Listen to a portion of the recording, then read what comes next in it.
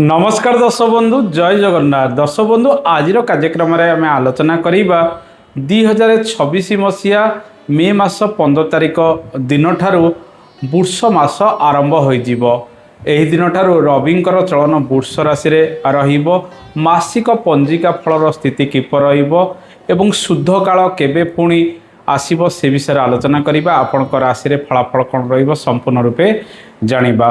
दर्शक बंधु चलित मास 2026 मसीहा मे मास 15 तारिख दिन वृष संक्रांति रही दिन रविंकर चलन वृष राशि रहिबो। रवि 30 दिन पर्यंत गोटे राशि रे जहाँफल आम ए मास को वृष मास कहवा। वृष मसरे पंजिकार फल कौन रहिबो से विषय जानिबा। मे मास 17 तारिख ठारू जून मास 15 तारिख पर्यंत मल मास भोग हम। ए वर्ष जेहेतु जोड़ा ज्येष्ठ भोग होउची एवं मे मास 17 तारिख ठारू जून मास 15 तारिख पर्यंत मल मास रहुतिबारु ए मासरे समस्त प्रकार शुभ मांगलिक कार्य गुड़िक वर्जनीय रहिबो।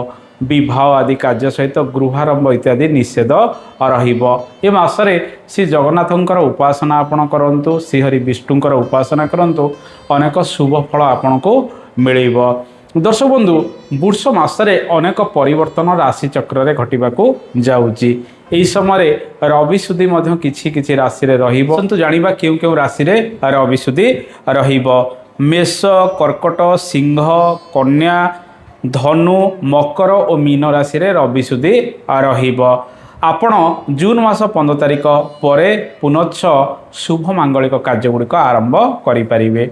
दर्शक बंधु सर्वप्रथमे आसंतु जानिबा मासिक पंजिकार फल किपर रहिबो, पाणीपागर स्थिति किपर रहिबो, देश दुनियार हालचाल कौन रही पंजिकार कौन सब उल्लेख रही आसंतु से विषय आम जानिबा। दर्शक बंधु ए मासरे प्रबल गरम अनुभव हम। या सहित अंशुघात बहु जीवन मध्य प्रभावित होबार संभावना रही। प्रबल उत्ताप सहित काल बैशाखीर प्रभाव रहिबो एवं समय समय प्रबल वर्षा होबार संभावना मध्य रही। प्रचंड वायु मध्य प्रभावित हब। दर्शक बंधु मे मास 20 रु 25 तारिख मध्य, मे मास 27 रु 29 तारिख मध्य, जून मास 20 रु 25 तारिख मध्य, जून मास 3 तारिख रु 7 तारिख मध्य, जून मास 10 तारिख रु 13 तारिख मध्य देशर उपकूलवर्ती राज्य एवं सीमांत देश गुड़िक यथा भूटान, नेपाल, आमर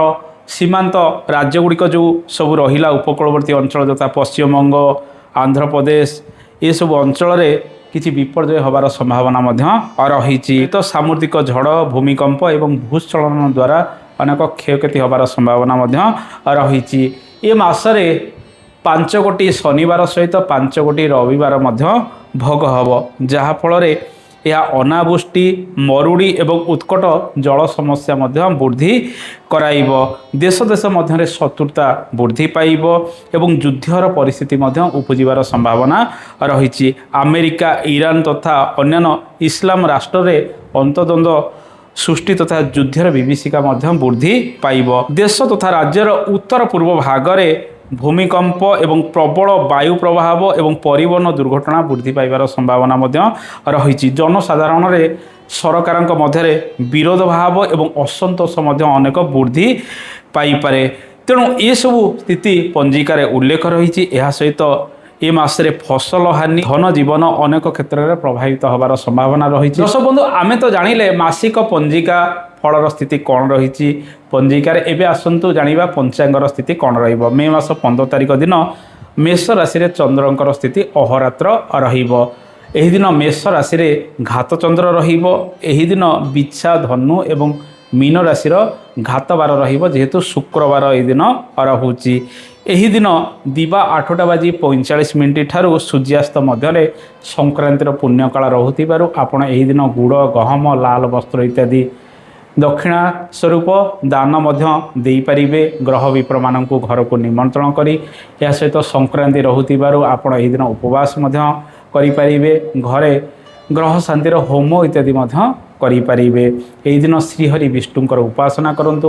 ଶୁକ୍ରବାର ରହୁଥିବାରୁ ମହାଲକ୍ଷ୍ମୀଙ୍କର ପୂଜାର୍ଚ୍ଚନା କରିବା ସହିତ ଗୋ ସେବା କରନ୍ତୁ, ଶୁଭ ଫଳ ବୃଦ୍ଧି ପାଇବ। ପ୍ରାତଃ ସ୍ନାନ କରି ସୂର୍ଯ୍ୟ ନମସ୍କାର କରନ୍ତୁ। ଆଦିତ୍ୟ ହୃଦୟ ସୋତ୍ତମ ପାଠ କରନ୍ତୁ। ଦର୍ଶକ ବନ୍ଧୁ, କେଉଁ କେଉଁ ରାଶିରେ ଶୁଭ ଫଳ ଏହି ଦିନ ମିଳିବ ଆସନ୍ତୁ ଜାଣିବା। ଯେହେତୁ ମେଷ ରାଶିରେ ଚନ୍ଦ୍ରଙ୍କର ସ୍ଥିତି ରହୁଛି, ଏହି ଦିନ ବୃଷ ରାଶି, ମିଥୁନ ରାଶି, କର୍କଟ ରାଶି, ତୁଳା ରାଶି, ବିଛା ରାଶି, ମକର ଓ କୁମ୍ଭ ରାଶିରେ ଶୁଭ ଫଳ ବୃଦ୍ଧି ପାଇବ। ଅନ୍ୟାନ୍ୟ ରାଶିରେ ଅଶୁଭ ଫଳ ଏଦିନ ଭୋଗ ହେବ। ଦର୍ଶକ ବନ୍ଧୁ, ଆଜିର କାର୍ଯ୍ୟକ୍ରମରେ ଆମେ ଜାଣିଲେ ମାସିକ ପଞ୍ଜିକା ଫଳ କିପରି ରହିବ ବୃଷ ସଂକ୍ରାନ୍ତି ଉପଲକ୍ଷେ ଏବଂ ବୃଷ ସଂକ୍ରାନ୍ତି ଦିନ ଆପଣଙ୍କ ରାଶିରେ কিভাবে শুভ ফল কি অশুভ ফল ভোগ হব সে বিষয়ে মধ্যে আমি জানিলে উপরোক্ত উপায় গুড়িক করতু আপনার রাশি যদি এসব স্থিতি রয়েছে। আশা করি কার্যক্রমটি আপনার ভালো লাগি কার্যক্রম সম্পর্কে মতামত দেবে। আজ তো সময় হয়ে যাই, আজ এত। নমস্কার, জয় জগন্নাথ, ধন্যবাদ।